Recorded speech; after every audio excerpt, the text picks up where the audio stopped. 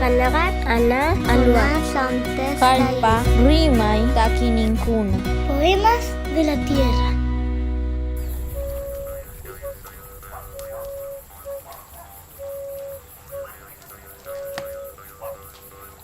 El sol que habita en nuestra casa se alimenta de nuestras conversaciones. Tiantu malekei tayin rukameu.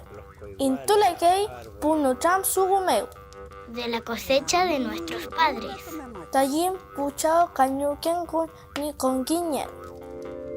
De las comidas de nuestras madres. Tayin puñuke puyae.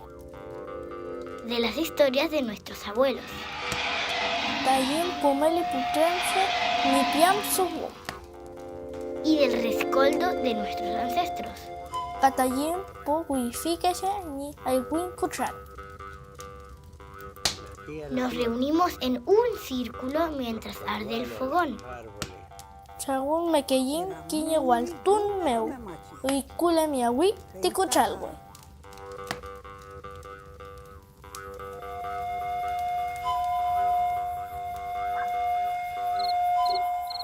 El fogón. Tikuchalgo. Daniela Millaleón, poeta mapuche.